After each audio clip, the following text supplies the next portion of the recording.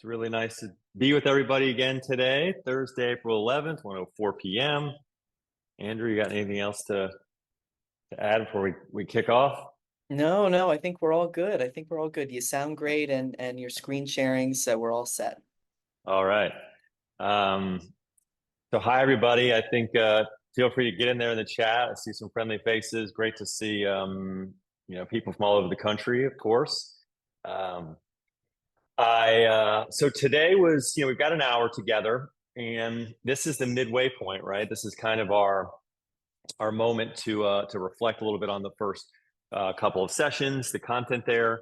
Um, I've given everyone a lot of work to do, and I want to just thank everybody how diligent and awesome it's been to be working, collaborating inside of these sheets and seeing all of the great ideas, all of the amazing work and successes and challenges and things that you're all working through as a part of this course. So, um, very inspired and excited to continue to work with this team for the next few weeks. I think today I want to treat the chat as a Q&A session, right? So first off, anything that is in the chat today, we will spend time talking about as a team. And so any updates or questions you have about anything about the course or about your specific worksheet, feel free to add in there. I also will spend some time here for the first, at least probably 15, 20, 30 minutes going through some questions that I heard and some ones that you submitted. So thank you. And some examples from the work so far to help us all understand better. And so with that, let's go ahead and dive in. And so I want to start with a story. Of course, I love telling the stories and starting out with those to start our sessions off. And it's from a great agent named Cheryl Abelson. And Cheryl, I actually remember to get the exact detail of this story, but I think I remember it pretty well. So last night, I was the guest at Stacy Froelic's open house uptown kind of preview of her new listing at I think it was like East 75th Street, or approximately 70, something like 70th Street, 155. Incredible $10 million listing, a 5-story townhouse that was previously in the Rockefeller family. It's just an incredible historic listing. And so we wanted to talk a little bit about listing marketing, and I featured the video we talked about the video that I featured last session. And I met this great agent Cheryl at the end, and she came up to me and we were talking about marketing. And I said, what have been some great highlights of marketing things that you've seen done recently? And so she told me a story about recently that as the year started, all the people that they've been working with last year, in many cases, needed something in her specific area called a closing disclosure statement. I think I'm getting remembering that word exactly correct. And that this is something that in specific to this market, especially, is something that most people don't know about. But anybody who has done some sort of deal in the market over the course of the last year needs it for their taxes. And so what they did was they basically went into BizTracker, found this document, made sure it was all validated, and then proactively sent it out to all the people, telling them that they needed to submit this, and basically saying, you don't have to worry about it. We did it for you, kind of thing. And I thought to myself, I'm not sure if everyone does this, but she said this was not something that had previously been done by her team and people that she knew. And felt that I just expressed to her that I thought this is the epitome of great marketing right here. It really represents to me what is the best of marketing. You are, again, thinking about all the things that you could do, right, in the world. You're thinking about I could be doing events, I could be, making videos, etc. But what puts the customer at the center, right? What is something that I'm doing for them that I know about them and what they care about and what they need, which is to help with their taxes, because everybody is scrambling around dealing with that, maybe not knowing it, maybe not understanding. And so it was a perfect example, Cheryl, about putting the customer at the center of everything we do and developing our marketing in the context of our Zen system. And so I wanted to share that story, and just really loved the example. Something so simple, right? Nothing flashy, no photography needed, but really an example of incredible marketing that you all can think about weaving that kind of idea and into what you're doing. These kind of disclosure and closing statements and stuff are perfect examples of this. And it looks like Sophie, hi Sophie, in California, it's different. It's got a different name, but it's the same kind of thing. And again, like kind of using that in marketing to show your value, nice handwritten letter even potentially that goes along with it, if it needs to be sent in printed form, whatever the case may be. So just a great example. So first two sessions, we're coming into the third, the midway point. We've gone through this idea of personal brand and the marketing plan. And so today I wanted to just, again, revisit and refocus on the, what our personal brand is, right? This idea of what you care about and what your clients care about together with a real estate kind of connection there. And so brand strategy is what we've been working on. So again, thank you all for the effort. And I'm going to walk through quickly just some client examples. And I'm doing this because at that same event, there was another great agent there, Hillary Landau. I think she's in the chat as well. And so hi, Hillary, and thank you. It's great to see you yesterday. And I asked her specifically, she said she came up and introduced herself and said, hey, I've been in the course and thank you. And I said, what is feedback you have? What would you need me to do in tomorrow's Q&A session? And she really asked to she's like, I'm someone who needs to understand exactly what I need to put into the boxes. Can you just tell me what, or at least walk through each of the boxes and explain like how you're thinking about them, how I should be thinking about them, what needs to be in there. And so we're going to do that real quick in today's sessions. Hopefully that will give some clarity to everybody who's maybe still working through some areas of their worksheet. And then I will give my thoughts and I will share specific comments that I've given. So let's dive into that. I want to do it through the lens of a great agent. This is Ravi, and Ravi is based out in El Dorado County. And I'm using her as the example because she kind of completed the worksheet. She filled out every aspect of it. And she did it in a way that kind of was like almost natural, I think, in a very much, there was a lot of stuff was exactly what you might hope for is inside. And then of course there was some stuff where you'll see him giving comments and coaching through. But I wanted to champion her. I think she's either on a plane or listening, right now and can't comment. She's with her family and taking care of something personal, but wanted to thank her for the diligence and allowing me to kind of share some of her worksheet with everybody. And so first was this notion of who you are, right? We have this sensibility here where we want to understand first about ourselves, right? Just like the match, and we need to know ourselves and we need to know our clients, and that kind of combines for our brand. So as you see here, I put kind of generally in that first highlighting stats, just key stats customers would care about. Many people kind of have struggled to kind of say, like, what are the things that I need to put in here? But I think Robbie did a great job of just kind of calling out some things that the customers might care about. So the fact that she worked in advertising and marketing, right? Like that experience will relate in some way to real estate, and for the clients, knowing that marketing their homes is important.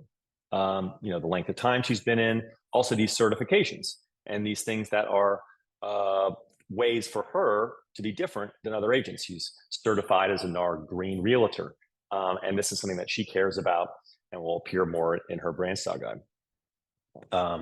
And so that's a good example. Then I've added, in many cases, if you all have the chance, you're continuing to fill this out the next couple of days, add your website or add your Instagram, add the places where your brand is showing up so I can access them. I end up going on and finding the places anyways, but let me know where the things are the most important.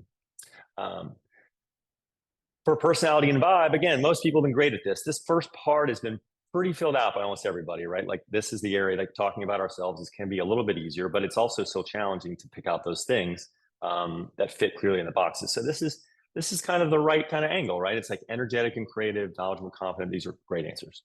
And in the values, like kind of, again, honesty, integrity, great. Want clients to feel like they're special and the only clients out there. That's really great. But these are all still kind of generally pretty broad things, which are good. But I think we can work on getting more pinpointed. And as you see down at the bottom, I highlighted one of the aspects of the YU, that she has and owns a small staging company. And so very exciting that that was something that very much was something that could stand out, something that we can market specifically, that something we can talk about, we can do videos on, et cetera, which is of a great value to our clients. It's something that's important. It's something we've built as a person. And so a great example of something that can live in the YU section. Okay, so next, right, she's got some great stuff on YU. I've kind of called out the staging thing is really good, Robbie. Let's think about how we can start to integrate that and pull that through down below. And then she started to look into her customers, and she left the top blank, that like top section, which was a summary, and just focused on listing out some recent customers that she'd worked with. And what I highlighted here for her is really noticed, right? You start to work with this specific list and you start really thinking about your customers and you start to see some trends develop. In this case, she has a lot of empty nesters that she's working with. And so I said, it's really great to see this consistency. And it tells a story about literally this as a tag in your database and thinking about on a monthly basis, how are we communicating, creating ads, et cetera, for this kind of community, right? And I said, maybe you could create a social club or something like that for empty nesters in the community to get together and do something, right? Again, showing you care about them, showing you know them, that could become a pillar event that you do if you're seeing, wow, a lot of my clientele and the people that they are potentially going to refer others to may be in this same area. And so just an idea that came out of this for her, and she agreed with this and was excited about that, the potential of that. Okay, so we talked a little bit about customers, starting to see some trends there, and then areas of specialty. So again, we want to see here transaction highlights. We're just like, what transactions were something that you can market in an evergreen way? What something the most expensive you sold, something that had incredible details, just what was a highlight last couple of years? That's what I meant by that. In this case, she highlighted just some of the more notable sales that she had. She identified a few top zip codes, right? This is something where she's got 3, probably, as we've talked about in the last session. My push will be, what's the one? What's the one most important here? What's the one that we want to focus on or farm in? And is it big enough? And can we do the analysis to find out if that zip code has the market opportunity for us to grow in? And then great here, like Bay Area is obviously a big feeder market for Eldorado in this area. And so a growth goal is finding ways to target, right, those agents and those types of buyers that are maybe those empty nesters, right, that are leaving San Francisco, want a more chill life in El Dorado. And so how can her marketing focus around that? So a great potential goal, which might define the focus that we have here. So again, continue to ask questions or even stop me here if any of this doesn't make sense. But I think a good example of how we can continue to flow down the chart in each of the sections. So now we've got a little bit of high level area of specialty. And then that resulted in her delivery of her value, right? So it's like, what are we providing for the clients and up above? And what are we, looking for here in the area? And I said, she's got knowledge and experience and responsive and accessible. And, this 4th, willing to educate about rural living lifestyle, because she's literally in El Dorado and that's a lot of that change in lifestyle. And so this is one where, again, a little bit of a push, right? These are a good start. I saw this a lot in a lot of the worksheets. Everyone's like, these are valuable and true, but they're not specific in the context of your client focus, right? Of who the client target will be. And they are a bit generic in the sense of any agent mostly can say these things, but it's very hard to be ownable and communicate our value and differentiation through the lens of these 4. Now, the 4th one I thought was actually really close and great, right? And if it just shifted slightly to be this expert knowledge of the transition from city to a rural living lifestyle, because again, that speaks to the clients that she's trying to go after, is Bay Area moves, and it speaks to her expertise. And so it combines those 2 things for her brand. Put that at number 1, focus on that. That might just be it for the value that we want to communicate. And so a good example, right, for all of you out there who like kind of struggling, like what are the 4 value things that I want to really focus on? Let's make sure to try to make them specific. I'll give some more examples right after this Robbie one. And then we see her moving from that overall value, taking her clients up above and combining the two into her chart here. And I think she's one of the best that I've seen having done this. She kind of innately understood like the things that I think can be complicated for the group, which is like the ways to explain how we deliver for our customers and then how do we tell the stories. And this is the crux. This is one of the most important sections of the entire course.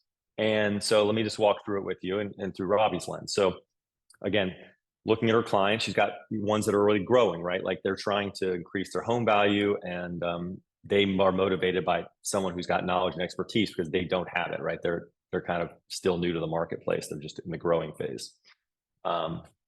And what are they providing? What's Robbie providing? She's, again, providing that staging service. That is really huge for them. She's doing all kinds of pre-list cleaning. She's showing them very clearly the strategic marketing plan that she's got. And she's got a list of pre-market strategies to help sell quicker. And then to how she's actually delivering that, she's actually making, in that case, staging, videos, etc. She's employing movers. She's coordinating all these different things. And so these are actual stories that we can tell to this particular customer, where we, in her case, she utilized Compass Concierge and Project Manage upgrades to actually get a return on investment of over 10%. She's got the data and actually showing the data, highlighting how the staged homes that she sold higher versus unstaged. So again, things we talked about. And again, it all ties back to that particular customer and that client. And so the same was, she actually did the same thing for her Bay Area purchasers, right? People who are relocating. And so again, it flows through in the same way. And as she thinks about where to focus her marketing, she also thought a little bit about probate attorneys. And again, like I show this as a great example because you're going to have totally different answers from what Robbie has here. But it just showed that she thought, okay, who's a specific client that I'm getting deals in business from? How can I think about what motivates them? And how can I think about some of the things I can do specifically for them that will help to reach them, to market to them, to build my brand up around them? And so she actually had some great ideas here in the third column, right? Which is just like, whether it's sending weekly email status updates of their referred clients, right? Like making sure that she's letting them know when she's working with someone post, the work that she's doing with them and how it's going. And even offering to pick up court documents to deliver to their clients or coordinate, between the escrow, title and attorney, et cetera. And so those are like more like practical things, right? That are kind of core to the service that she provides for this particular client. But then how do we tell those stories? And so working together to kind of determine those. But you can already get the wheel spinning on specific, maybe there's literally an email newsletter that she produces that comes out once every couple of months, specific to this audience, right? About managing the experiences that she's had with these individuals.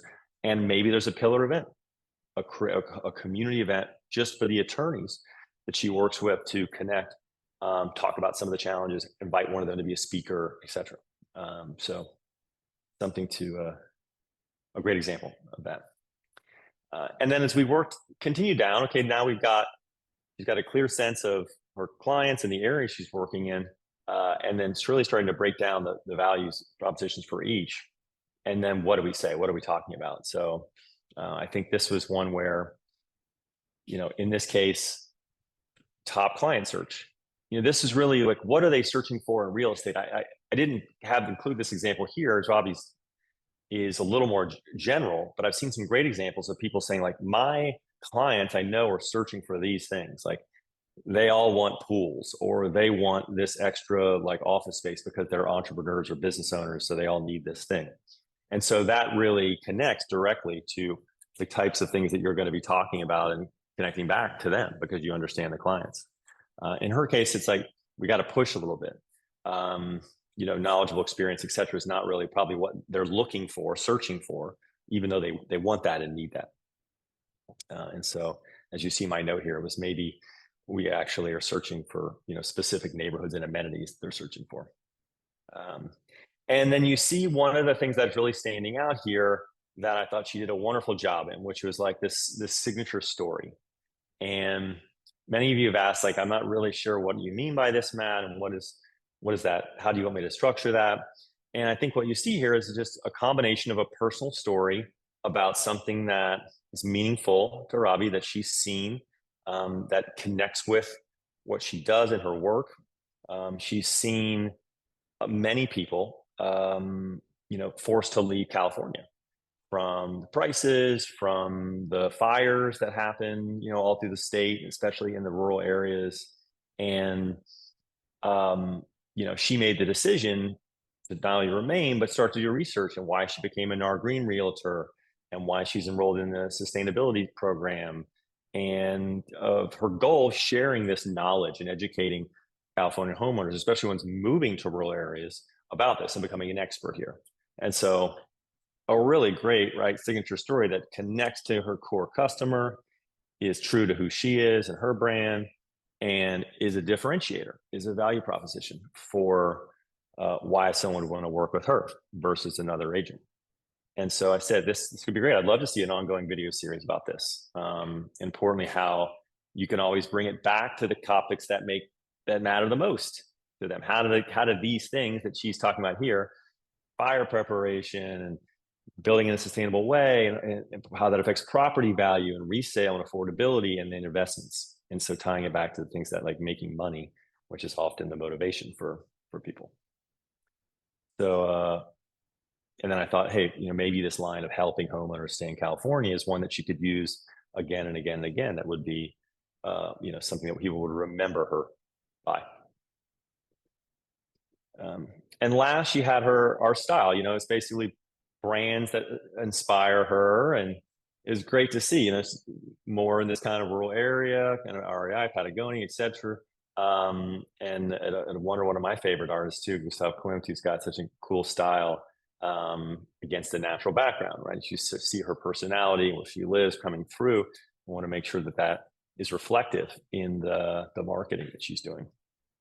And that's one of the areas of focus that I have for Robbie. Is like, that's all the stuff we talked about today is not reflective at all in her Instagram.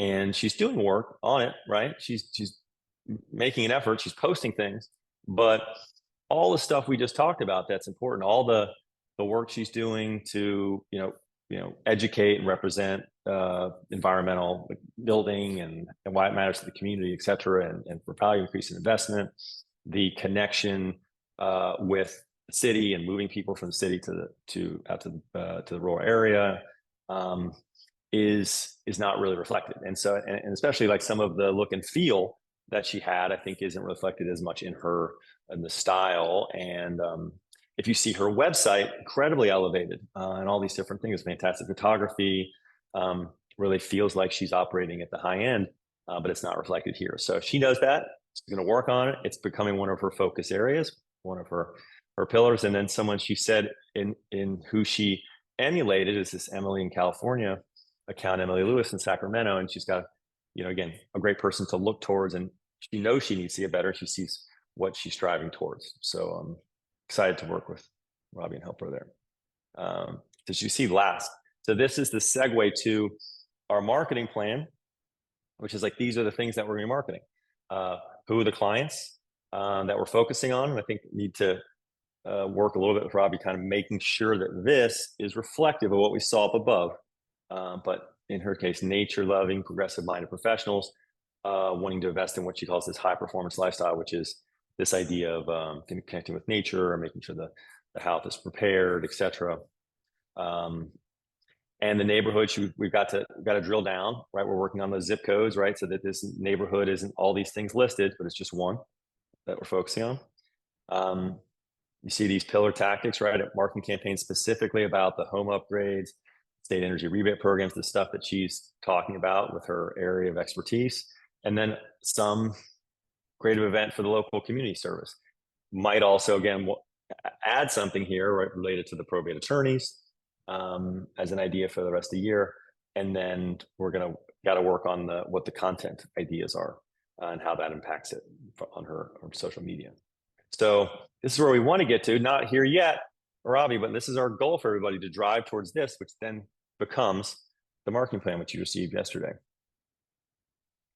All right, so probably some great questions in the chat after that. And so let's take our break for a second. We deserve this for ourselves. Let's stand up out of our chairs for just a minute. Yeah. Hands above our heads. Take a deep inhale through our nose. And exhale through our nose. One more big inhale. And exhale. Great. Good time. I hope everyone can get a chance to go get some water, relax for a second. All right, I'm going to look in the chat now and see if we can answer some of these questions that popped up. So Namita said that she'd been doing sending the sellers and buyers a settlement on Jan 10th and sending with a cover letter, letting them know they would be able to use it when they file taxes. Great example, again, of marketing and thinking about, is this something you could even, like, on your Instagram say, like, it's that time of year, we're doing this. This is something we offer our clients. I just really love the idea of something that is so customer centered. So Andrea says, I think the struggle for me is that some of us under teams, and so you under the umbrella of the Compass brand and then the team brand. So how do you properly develop a personal brand identity effectively? Well, this is a great question that I hear a lot, Andrea. And I think one of the challenges is, or one of the opportunities, I guess I should say it better, is that there's no one controlling you of how you communicate, on your channels, right? On places like Instagram, or in emails that you create, that you send out to your email list, or your cultivation of a community that you're talking to. And that is really where your brand is going to grow and thrive.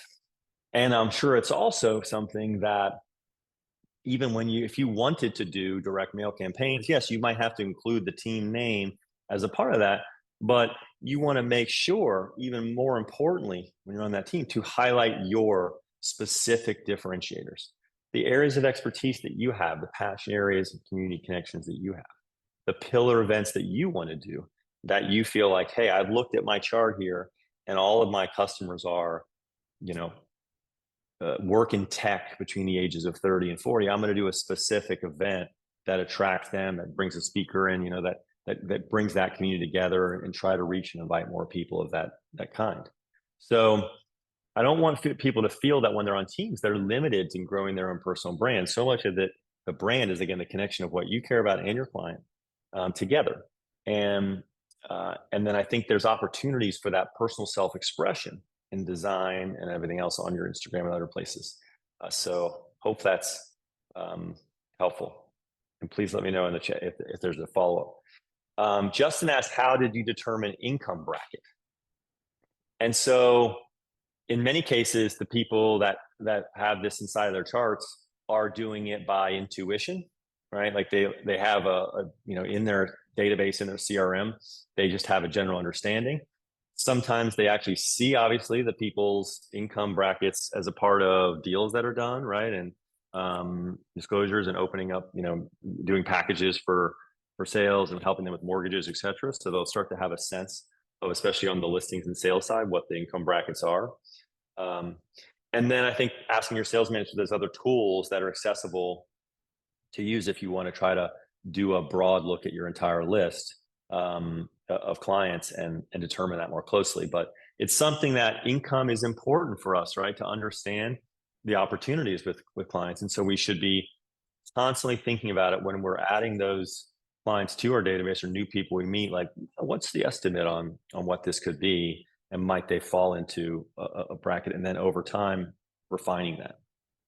And if there's anybody in the call today who has a great way that they determine income brackets, please drop it in for Justin.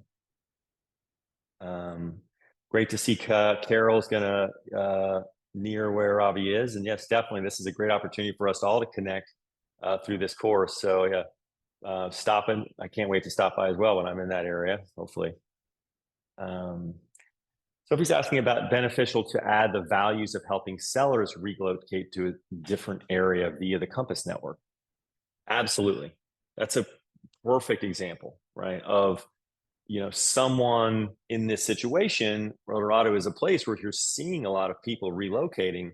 Um, in that communication, leveraging the differentiation, right, and the value proposition of having an incredible, Compass network is a key part of it. And I think even more reason why part of Robbie's marketing and focus is going to need to be on doing a little bit more each month in her marketing plan to agents in her referral markets, to really kind of cultivate that, as that's an important part of her business. Matt Reed's asking about the fact that we receive a marketing plan today. So there's a worksheet that you all should have gotten today, and we'll go through it today. And of course, you'll make sure to receive it. I wanted to I held it for yesterday, like I said last week, just because there was lots of people who still need to do a good bit of work on the first worksheet. But again, like the second worksheet is basically at the top is the summary of all the stuff you just did. And so a full page of the initial is just like a breakdown of what you just learned from the work. And then below that is the actual execution. Like, what are we now doing on a week over week basis to execute against the strategies that you're setting and the focus that you have? So it's a pretty simple sheet, and we're going to walk through it today. But Matt, you should have received it. If not, we'll make sure that you get it. Megan from Kaufman, hi Megan, is asking about the positioning of my perspective on hiring outside marketing person to handle things like social, etc. I think this is a fantastic idea. I would encourage everyone to think about it. I'm actually going to be sharing a set of resources at the end of this, which has some recommended vendors in a bunch of different areas who do social media management, etc. And I think it's for many busy agents, right? You want to be the one setting the strategy. You want to oversee things, but you also want to hire great people to help support you.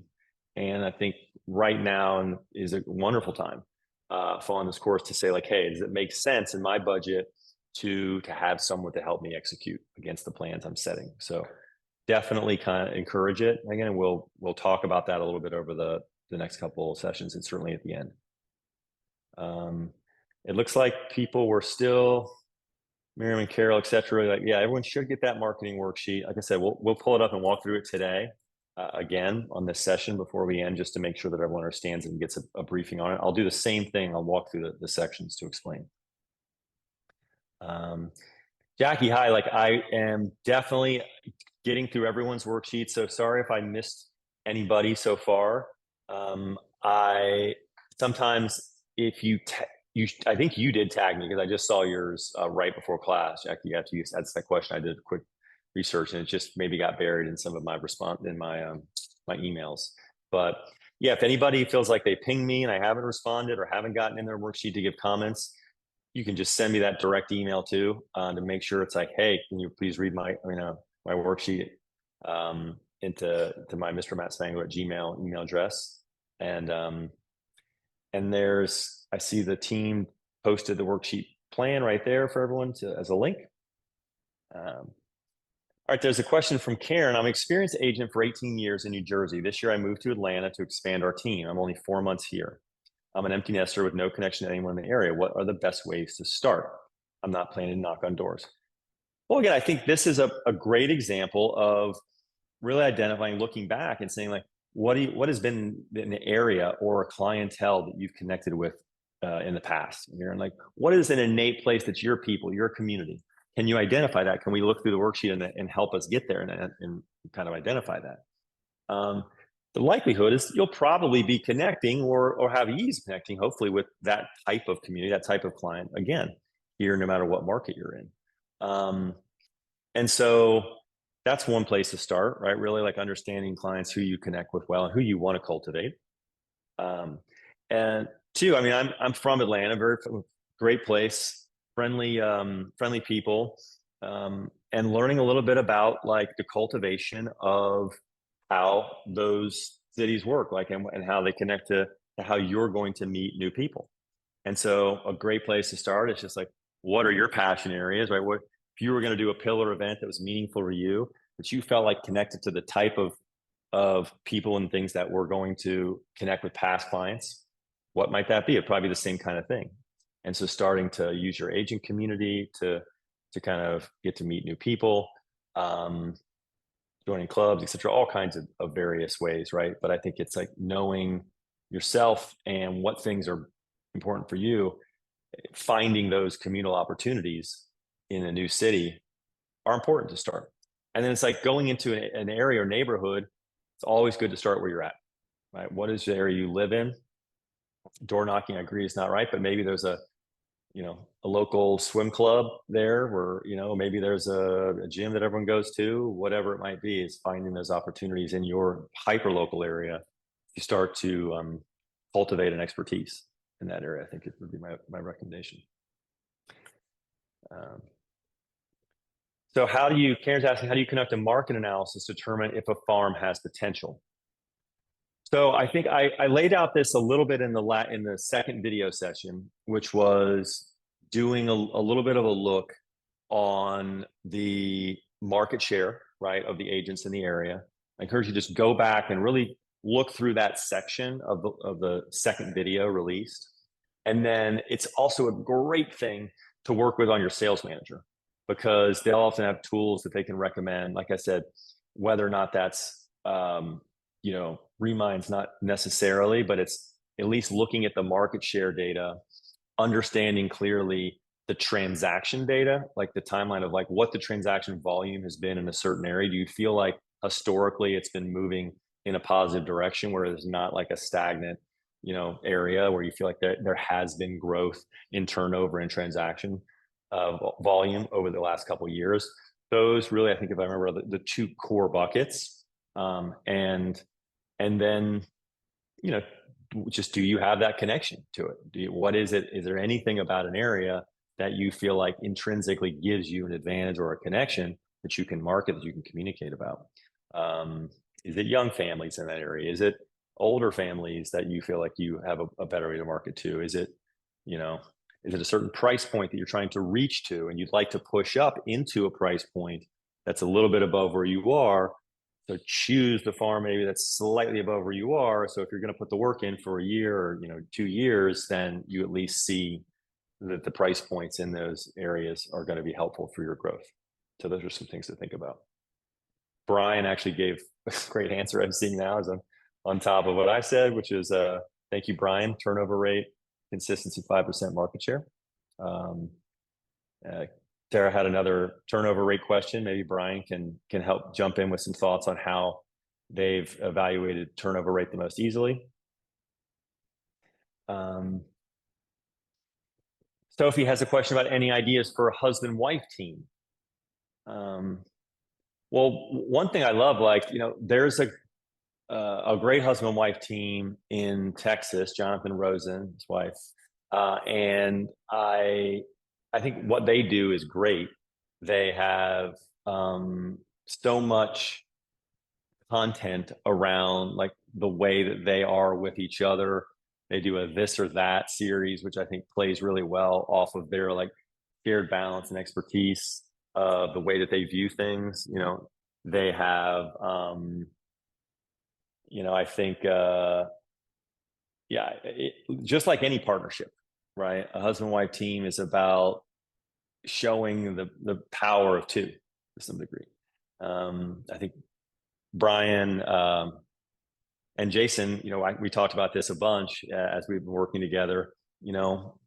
He has a very specific, expertise and area that balances really well with Jason. And I think that's actually something to start showing and communicating to clients, because as they've gone to clients and talked about what are the values and differentiation that they see, that's something they share. Wow, we really love that you all have this both sides of the thing. One is, providing this, aspect of the sales and customer relationship and the management. You're really great and amazing on the data side, et cetera. And so, you come together and you're more powerful. So could be a good idea, Sophie, to think about how do you kind of focus on market to that combination. I see Brian's jumping in to help. A lot of agents, thank you so much, with potential Loom video for how he has helped determine the growth opportunities in a specific farm. Karen's asking if one of the key differentiators is design expertise. Should this be marketed to everyone, or should I cultivate a separate niche that I market to? Not everyone cares about design. It doesn't apply to every client. Well, it's absolutely true. You're absolutely right. That's the right way to think about it, right? It's like, if you are doing specific marketing to an audience, it should be to that specific audience's cares and desires and needs. Now, you might say, like, here's the thing that I really love and have a passion for, and I'm really incredible at, and also a good subset, right, of my clientele has that interest and knows the importance of it. And then the middle is about how you explain the value of it to them. And so I think it's definitely something. Design is an incredibly powerful attribute, part of your personal brand, that is very applicable to real estate, that has a lot of show capability and how to show the value, and delivers bottom line results. And so I think it's something that if you have that passion and care, definitely lean into it. But definitely, to your point, make sure that you are focusing those messages around either a slightly wider audience than I care, but when you're getting specific, try to identify and tag in your database people that have a connection or care for that.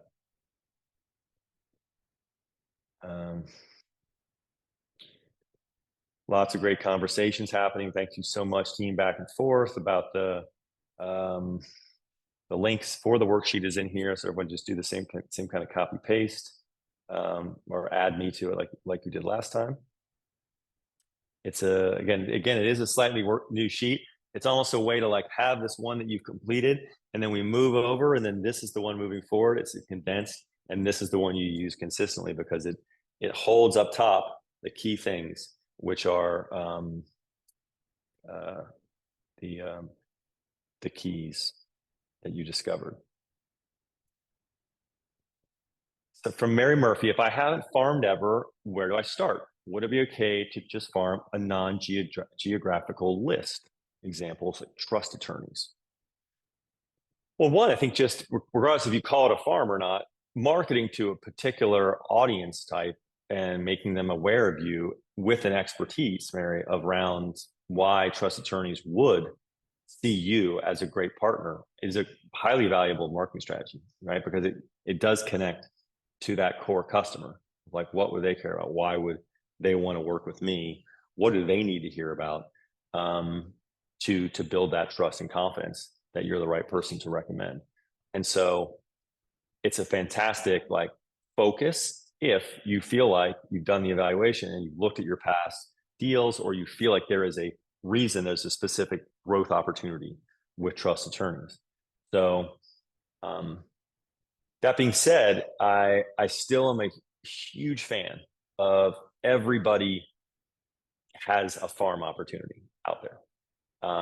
It can be micro niche, right? It could literally be, a mile square radius around your house, whatever it is. But farms take time, they take thought, and they take planning, and they take consistency. And so it is a incredibly worthwhile endeavor of just thinking about how do you build the understanding, credibility, connection, and attention of the people in a specific area that you want to grow in, local region, local area.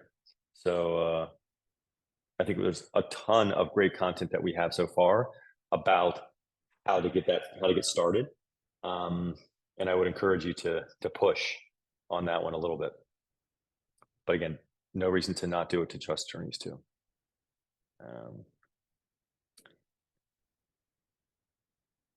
Great tip from Sophie about, if you're joining a new city, there's a newcomers group for the agents, and a great way to meet people and build your connection.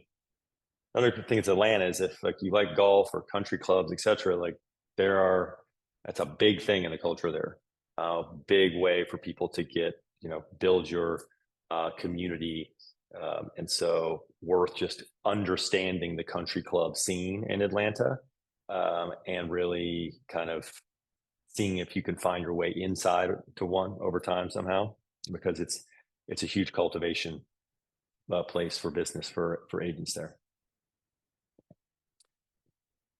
Carol's asking, what if you want to create a new niche to target that's different from what your typical client categories are right now? Well, it's hard to be able to answer that question without, I would probably ask a lot more questions to get down to what we would say after that, Carol. But I think there's never anything off the table to ever do, right? Everything, as long as it is focused on the things we've talked about. Do we feel like strongly that there's a client base, which is our ideal client, which we know has great growth potential, that we have a connection to, is we are meaningfully talking to and building community around? And do we have some sort of connection to that niche, right? Which is either an area or something that is also connected to real estate that is has a growth opportunity with it. If you targeting a new niche, I would just say, like, with as long as it doesn't cannibalize a previous niche or the time spent investing in an area that has more growth opportunity. That's the critical question to ask yourself.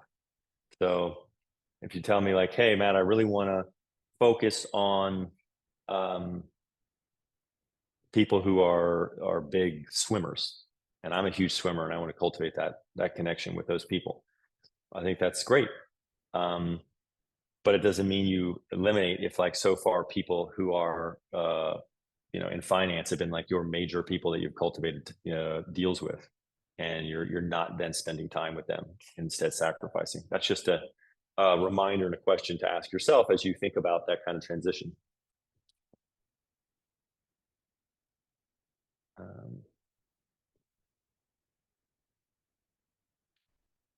Great. We've got just lots of back and forth on that. With everything going on with NAR, how can we specifically communicate our value to buyers when they are interviewing other agents? How can we communicate our value to buyers? Well, they're always going to be interviewing their agents, right? And so, Justin, one of the keys of this course, right, is in that brand strategy worksheet, is like really getting down to the value proposition. You walk into a meeting and that value proposition should be on the forefront of your mind.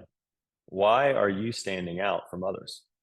Like, I think you saw, from, Robbie in this case, right? Let's take her as an example. Someone walks in and says, I'm thinking about, interviewing other agents. And she says, well, I've done a quick analysis on your home and it's not prepared for, this and this related to, the fire and environmental aspects. And that's really critical for buyers right now when they come into this region, because we've had a lot of fires the last couple of years and it's something they care about. I'm the only agent that has this certification. And so, I think this is, hopefully you can understand the value of that. And if I've been able to communicate in the past that plus my staging business to deliver this 10% more than the average price point for local neighborhoods. So it really just comes down to, regardless of NAR, like, I think to buyers, it's the same thing, right? Like, how do we take the same value propositions that we have and shift it just for their lens and their needs? Could be something as simple as like, listen, I've worked with buyers, and the last, X buyers I've worked with have, reduced the cost that they spent on the listing under ask by this amount, or the days on market, like the time that we started working together to get to the listing was done faster than on average in the industry. I've got buyer tools that no one else has, etc. And so this is a little bit of a like coaching and pitching thing. Maybe if you're struggling at all with that, there's some fantastic resources. I think the Compass offers on, and getting in some masterminds with like making sure that you're able to pitch to buyers. But this work is incredibly helpful and valuable for you there, Justin, I hope, to kind of like nail your value propositions, no matter if you're talking to buyers or sellers.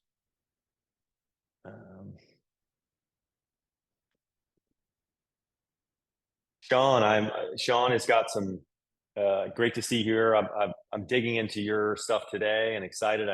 You're doing so much great marketing. This is Sean Quinn in the chat, and he's a great example of someone who's looked at a specific marketing effort, right? Focused his energies and attention around helping people, a specific target, right? Downsized people moving out of New Jersey, and then built marketing specifically for that audience, specifically showing the value around it, and then excited to work with you, Sean, on helping to just think where we can tighten and elevate, and convert those leads for you.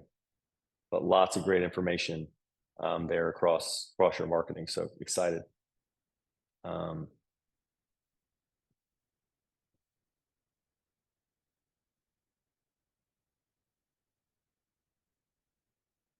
So geographical farm a must. I mean, like I said, I think, Mary, this is an area that I feel pretty strongly in. I've just seen time and again that it's about your own ability to focus and establish an amazing reputation. You're still going to work in many different areas. Potentially, you're still going to get leads from different neighborhoods. But when you're going to spend money on reaching out to people with specific information about an area that you want to grow your market in, it's worthwhile. It is incredibly valuable because it's just tried and true. And I think there's so much upside for leveraging some of the insights from this course to do it better, to do it more personally, to do it more customized in a more valuable way, rather than just the traditional just listed, just sold postcards, which are being sent to most farms in America today. And so I think that's why I think it's a must, is because we have a chance to do it better and more effectively. And I've just seen the success of this time and again. And again, Brian, Jason, that's why we highlighted them. They've really shown that. You want to have, this Zen wheel of like people in an area talking to other people in the neighborhood or in a community, saying, hey, this went really well for me, telling them who did it. Again, that's why I do the geographical farm, right? It's because it creates however you want to term it, a flywheel, the Zen wheel of movement that will help you attract new leads through the work, the marketing of the existing listings that you work with. So I believe strongly that it's should be a part of the marketing.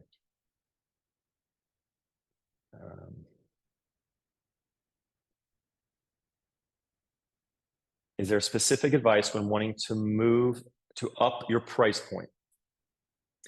Well, Miriam, I think this is a great one around, again, thinking about that farm research and saying, like, where you're at, are you doing one first? If you're not, can you try to identify one that has a price point that's slightly above where you're at? And then, are you thinking about the luxury clientele always? Are you representing yourself in the luxury way always, right? Are you looking at like how that works? Like that might be reducing, the volume of things you do and making sure that the quality level and the bar of that is incredibly high as you put things out. It might mean, when it comes to listing photos, it might be investing more in content on that side, etc. I think moving up market is about the confidence and trust of those people in the network, no different at any price point, right? It's just about still like, that's why the farm, that's why like really understanding who you're talking to and the clients that you want to try to, move up with is so critical, because to move up market and to have a higher price point, you have to be focused.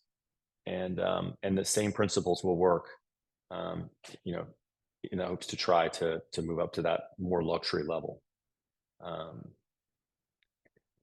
I think also too, Miriam, as you go through your sheet, tag me with specific questions that asks about, hey, is this strategy that I'm thinking of it, doing, will that help? And I'm happy to try to like answer some specific examples for you. Sia, hi Sia, in the Bay Area. How to market recent sales to a community other than the boring just sold telling a story. link to blog on website detailing that story. Well, this is a great, I mean, Sean just gave you a great example of something that he's doing right for a specific area where he's saying like, hey, here's other great value I can provide just beyond the fact that I sell real estate. Like it really is about representing your expertise to them and giving them value. Let's go back to the first session where I talked about my building here, the Esquire building, and building a simple thing that basically pre-creates the CMA or market report about the specific area, does the video, shows you talking about it or shows you explaining it to people, does it in a very kind, helpful, thoughtful ways, and asking isn't, saying I want to sell with you, or just saying like, I'm giving you this. I'm here. I work and live in the community. And this is, I'm here to help, and I participate in the community. And like, also let's get to know each other. I think there was a great video I was watching yesterday from a sales manager at Compass in Chicago. And she mentioned that, this notion of just being incredibly human in all of our communication, that she had been trying to work with some people from her high school for a while and had been connecting with on Facebook. But she realized that she wasn't really talking to them like a human. She was like trying to like sell them. She was basically saying like every time she ended a message, it was, hey, give me a call, or here's my email address or phone number, or, like I can help you sell real estate. And that's when she did that, that made people feel like they didn't want to get in touch with her, and that it wasn't someone they remember they were being sold to. And so as soon as she like got rid of all that, cut that, and just was reaching out to them, hey, how you doing? Commenting on a post about their kids, or inviting them to something that an event she was doing in the community, then all of a sudden, she started to cultivate relationships, and then she started doing business with them over time. So I think taking that thought into our marketing, other than to just sold, and that's always better to tell a story. Great, we've got some connections happening in Atlanta. I love it. Hello to the ATL crew. How do you handle two very separate and different niches? Is that advisable? One is in my current area. One is something that I want more for the future.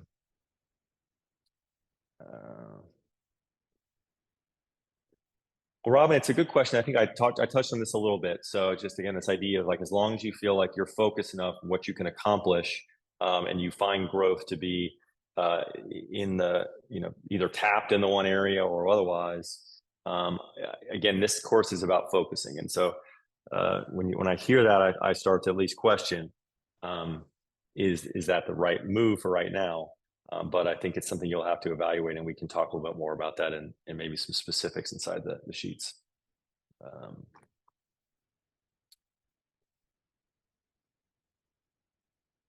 Let's see.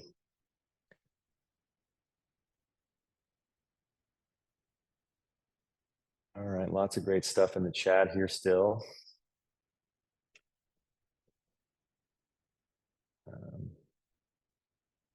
Great conversation. Thank you, Brian, with all this great follow-up. How large are most farms? Yeah, again, Brian has a great answer to that question. It depends on, a few things, right? Budget, opportunity, et cetera, local areas. It could be as small as 250 homes. I will say it's what Brian doesn't exactly call it here. Maybe he does, I don't see it, but he's currently at 800 homes, but they didn't start with that many, right? You want to start sometimes with a slightly more focused and targeted list of the homes, and then grow right into every door in an area after you really have like spent time establishing your differentiation, your value propositions, who you are, why you, and building your awareness in an area to build that word of mouth before maybe going full in to all the houses in an area. I do not recommend just like doing every door to start in a place, or doing every apartment in a building, et cetera. It's really learning more about building and trying to kind of, and the people in it, and then trying to start and be more focused.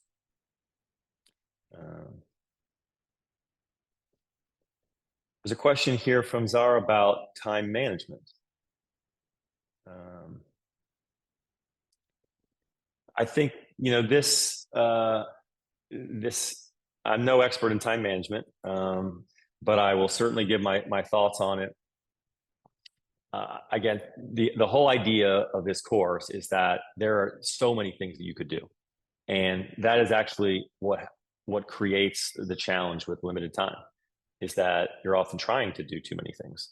And so hopefully, if we get down to just saying, like, on our monthly worksheets for marketing plan, you'll see it's just basically like, what are the things that we're doing this week, and are they, like, what part of the Zen circle do they touch on? Are we trying to attract some people? Are we trying to engage our existing sphere? And what are we doing? We send them an email, and just we write that stuff out and we plan it out. And each week we look back at what we did and say, like, did it work or not? And that just allows us to go, like, okay, like, this is one step, one foot in front of the other, and that's part of it. And, like, let's just be in the process and enjoying the kind of making, and, like, knowing that we have a strategy and we're moving towards it as best we can, and that it takes time. And I think that that will hopefully help get us to a point where, hey, when the end of the day comes, at the end of the week comes, the end of the month comes, you look back and you go, like, great, here's a set of accomplishments, and we're focused on our strategy, and I now feel okay and comfortable taking, a little time, or not having to work 12 hours a day.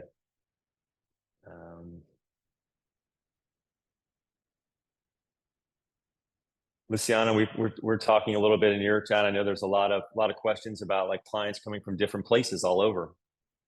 But again, that's even more important why to, in many cases, cultivate either, like, a specific focus on the type of people those people are. Are they coming from a different place? I know yours from Brazil. Certainly a lot of opportunities for us to think about the Brazilian connection community, and cultivate and build upon that. And then also that local area, finding and refining our strategy, so that, because, like, it's clients are often always going to come from many different directions, but that isn't a marketing strategy, unfortunately, us to be able to market to everybody. So I think, as maybe the common denominator now is that's the case because the other things aren't happening, right? That's a challenge that I have for anybody who's asked that question, which is, well, we say that they're coming off from other places, but that's maybe because we're not cultivating a process where we are focusing. And that's really how you build sustainability in the business. Great question here from Charlie. Farm is in the neighborhood I live in, about a 1100 address.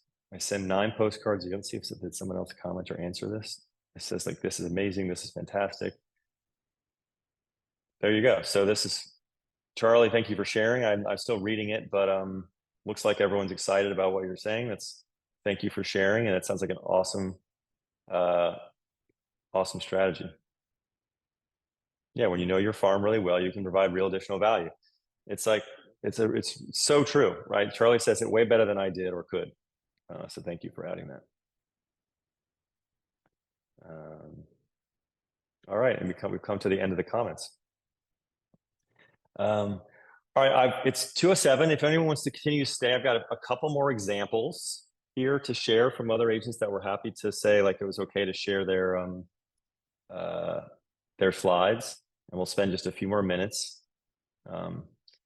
Again, getting back to what we just talked about, cultivating and building and focusing on an area. This was something that many people were talking about. There was the agent who just said they just moved to Atlanta. Douglas just moved to Hawaii from Los Angeles. And it's challenging, right? Like, what do I do with all these clients I had? I'm now in Hawaii. How do I message that, right? And the fact that he did have many clientele, as you see, 50% in the 50s, 85% above 50 and 65. And I thought, like, wow, that's just a great message that says you move to Hawaii if you ever need travel tips, be their local concierge, etc. Hawaii is obviously a huge travel destination for LA.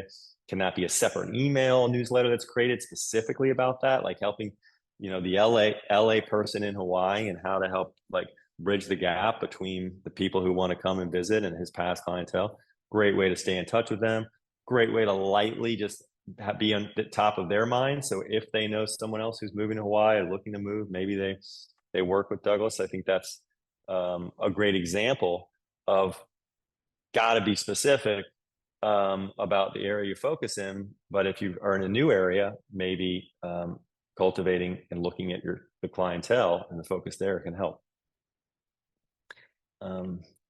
Christina had this, again, she had the great question, which Brian's been so helpful at asking people like, what would be an example of a market opportunity and how do I figure out top feeder markets? And so I know that sounds like that's going to be an incredibly helpful overall like share there, Brian, with the entire team. And this was something from Marianne, who I thought was just, I loved this, again, just pushing a little bit on the generality, right, of some of the language. I think there's something really good here, but like all of us in our value propositions, we've got to work on the focus on the client target. Like it can't feel generic. And so she agreed and she said, you're right. My focus sellers are actually older. They're a little out of touch. They're not active on social media. But they read our newsletter and postcards. And I just thought, wow, remember our story from Brian and Jason in the beginning, like exact same thing down in Florida, like realized their customers don't really like have social media, aren't necessarily in digital. So they moved and shifted to be customer centric and started sending them nicer materials and like focusing on the mailing stuff. And it's seen over time to be more successful for them and help them cultivate that and grow that. And so also I thought like, as she thinks about a big pillar event, perfect, great audience that she's now through this process identified that the profile of her sellers and a growth area and opportunity. So hopefully you all are experiencing, as you're evaluating and thinking through your business, a little bit of like that focus area for your marketing. And again, same thing, just wanted to share, like, let's keep getting specific with the client POV. This was one where, what are we talking about over and over again? I actually thought there was some really good ones here, right? This particular agent had a lot of experience around renovations. And so the second one of this kind of supportive, which, she had an example of homeowner hacks, getting roommates, homeowner tips, tax information, etc. I thought were pretty good examples. But as I looked up in the sheet, all the stuff that this person had mentioned were their different, like the things that made them powerful and great, which was around investment and guiding people through investments and renovations and homes and things of that nature, weren't reflected in the actual values that she was marketing. And just another one, I thought a great like breakdown here from a messaging perspective. Again, this idea of topics that we can talk about with confidence: remodeling, mini facelift, construction process, financing strategies, prepping a property. These are really valuable, specific, connected to, in this case, Austin and the growing community there, and a lot of people moving in, a lot of transition happening. And so I said, you're saying it yourself. You're answering your own question. You've got in your authority section, in your messaging, you've got your value propositions. This actually wasn't in the previous slide, right? This is the same, by the way, it's the same agent from the previous one. Like down below in her authority, she's got this area that's like all she's talking about, right? Is this authority area, but it's not reflective in the value props. And so that's almost why I'm adding these in, so that you're reevaluating yourself in that way and going like, am I really being consistent? And able to uncover that. And then just more great examples of people's style. And I think I'll finish up with this section, which was just again, Marianne at the end of her section. This is where you should end, right? This chart that you finish as part of your brand strategy should be then ported over to your marketing plan.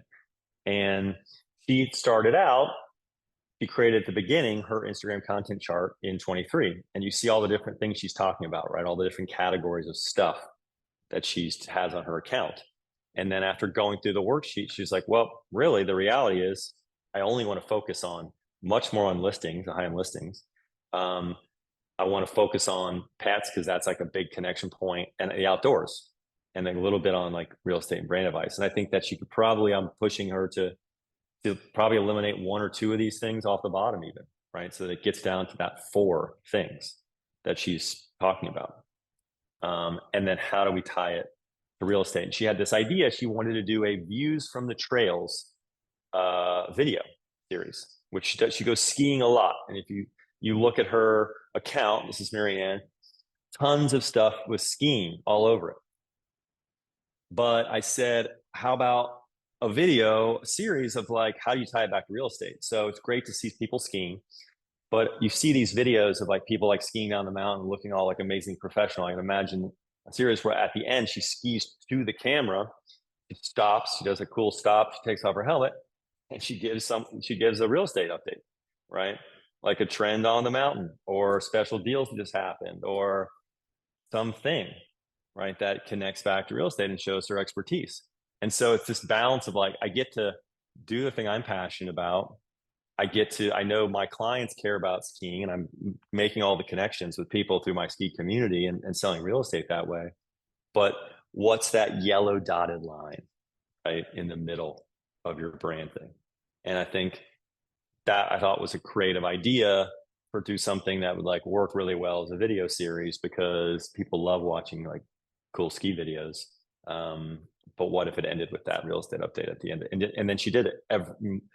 Those she went and shot like 20 of them, and just every week there's a video like that on there that looks the same. He gives it a cool title, and that's it. That's the thing she's doing. That's what her Instagram starts to stand out to be known for. We did a bunch of questions. There was a question from Peggy Jorgensen on here about monthly meta ads. So thank you, Peggy, very much. I hope you're still here. I know we're past time. I'm going to answer the question so that you have it for the recording and can reference it later. And so I think what she means is inside of the Compass ad system, she's doing digital ads, but she's only doing coming soon and just listed. Can I show examples of those and elaborate on this? And so I'm actually going to end screen. You know what? I'll do a demo at the end that answers that question. But I will just quickly end here with this again. You've got the marketing plan worksheet in your inbox. Like I said, the focus should be the focus from your previous sheet. The goals should be the goals that you whittle down to, right? Or what your GCI goals, your one farm you're doing, your client that you're focusing on, and the referrals that you want to try to drive, what's your goal there. And then last month, this is your marketing sheet every week. Every month, you look at this with yourself or your team and go, are we focusing on this still, everybody? How are we progressing against our goals? What did we do last month? And then what's the activity? What are we doing to like this week to attract, to actually have local, do farming, to engage with our existing top customers, or delight our influencers and referral people? And are we making an ad for them? Are we doing an affiliate thing? Are we doing an event? Doesn't matter. The things on the left, right, the week one and the activities, those can change. As you see, they change each time. Like it could be a video, it could be something else, but it can only be one thing. It doesn't have to be 4. I just put in examples. But it should be based on the content categories and the focus that you have. So again, this is like it's almost like I mentioned this monthly marketing plan. This is meant to be your plan, your worksheet, your team. It can evolve, it can improve, of course, and I want feedback on how helpful it is. But this is our marketing plan for the year. If it gets down and distills down to, I think, what we need to focus on. Like I said, that's just the monthly summary. So great.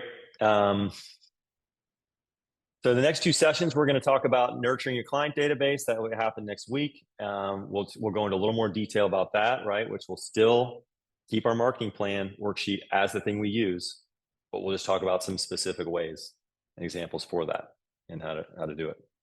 And so I'm going to stop sharing this, and I'm going to quickly share my screen and do a quick walkthrough of the Compass ad platform.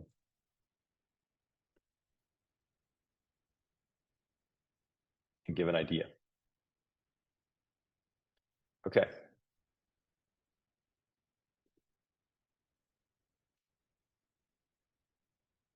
All right, everyone can see that. So I am logging in to Marketing Center.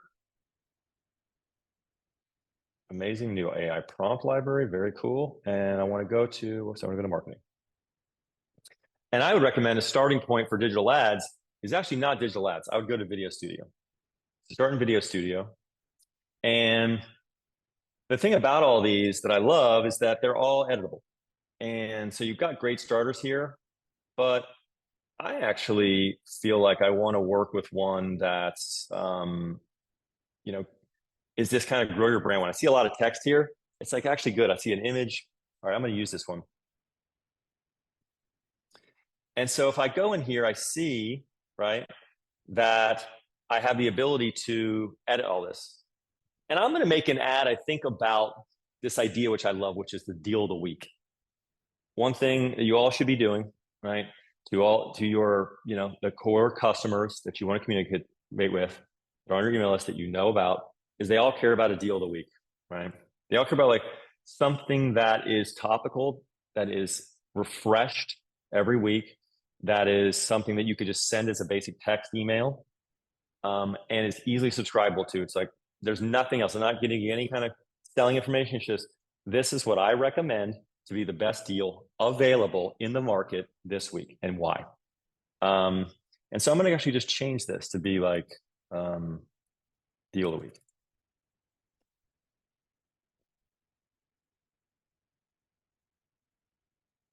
Great. So that's the first slide. I'm going to go to the second.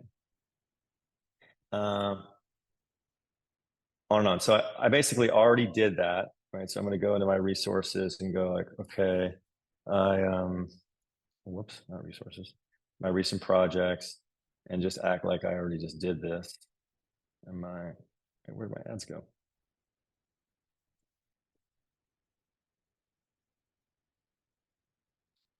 Recent project media library.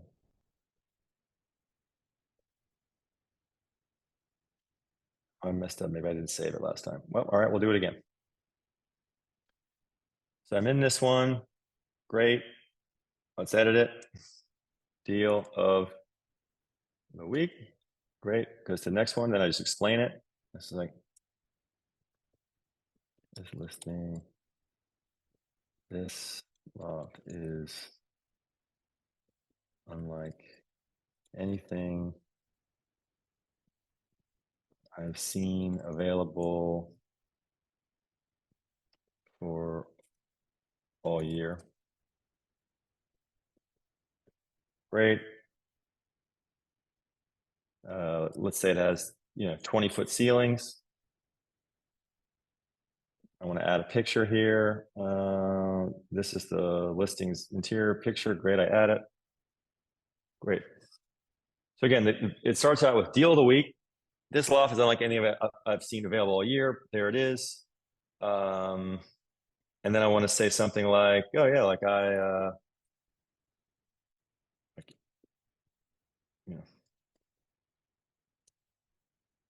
subscribers to my email list get access to a comparative analysis of the property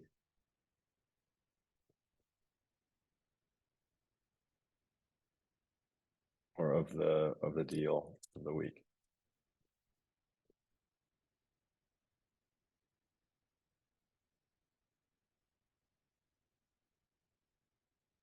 Great, so that's all good. So that's that there. Boom, then it shows the CMA thing in action. Let's get rid of this collections one. That doesn't matter. Search doesn't matter. This doesn't matter. Well, this should just say subscribe now because it's an email list. Actually, that doesn't work. I want to subscribe now to be on this one.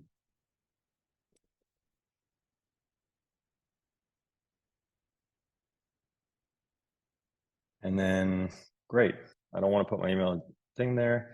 I just want to put my name because people are going to, they're already going to find out about me. I'll put my picture. and compass, and great. Now I'm going to generate this video. So that took me like 2 minutes. And so now I've got this awesome video ad specifically about, but I don't really like that music. Let's go back. Let's do some more elegant music. Yeah, that's right. Let's do your playlist instead. Let's generate again.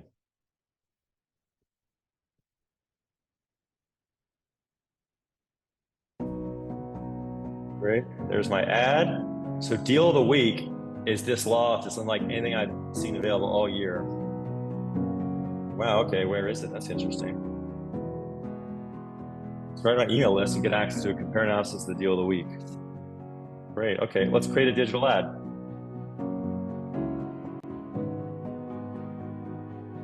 So now, Peggy, I hope that's helpful, but like now you're not just making you only have access to these like generic ads. You can make an ad for anything, and you can edit the copy here. Subscribe to my deal of the week.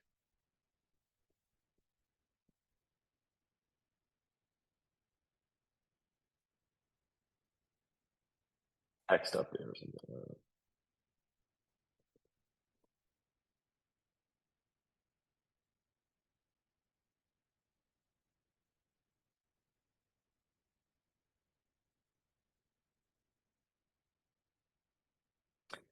Great, and then yeah, contact, my name, etc. It's all the same. I want just people to go to my Instagram account maybe instead or something. Here, I can do that. Instagram / Matt Spangler.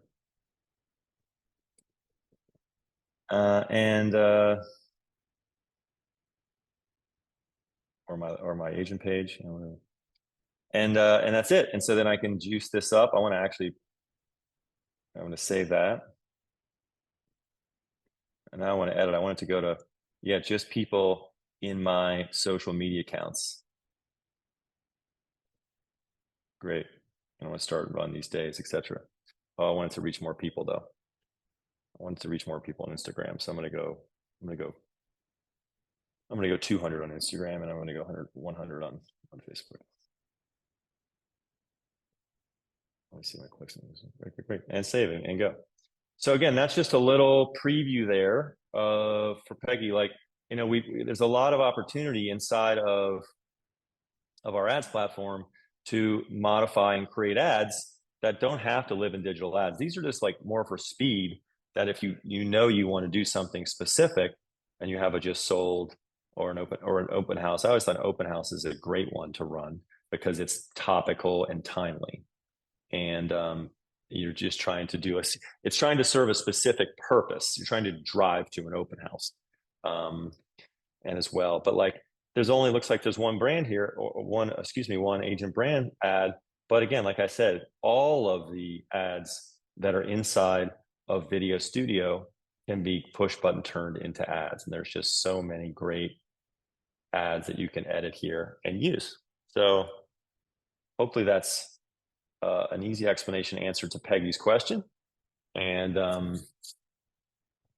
great. Well, we said an hour, but we did the full 90 again. Great work, team.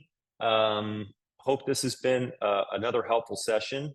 Thank you for all the great questions. Let me look about last set of questions here. You will definitely get recordings of previous sessions if you need them from the team. And sometimes you have an option of Google also. Why didn't it offer at this time? I think I just missed it. Maybe, Peggy, I didn't see. I wasn't looking. All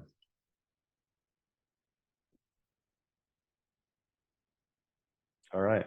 Any ideas about creating social media advertising for a private luxury exclusive to attract a buyer when the seller doesn't want it to be known or obvious that it's their home? Well, a great way for that, RBC, I'm not sure what that is, but is to target a specific CRM list. So it's like create the CRM list, and you can target to that specific list. And then that way it really reduces the type of people that see it and kind of assures that your seller doesn't necessarily see it. But I think that's an interesting one. I'm not exactly sure. It doesn't want it to be known or obvious that it's its home. Certainly something in the worksheet you can ask that specific question, and I'll try to dig in. All right. Great, everybody. Well, incredible work. Thank you all, and looking forward to the next session. And make sure, if you, like I said, if you feel like you've had some time and able to work through to get to the end of the worksheet, and you want to ping me, just ping me right there on the doc with questions, and I'll do my best to get to everybody. All right, thank you all. Have a great rest of the day.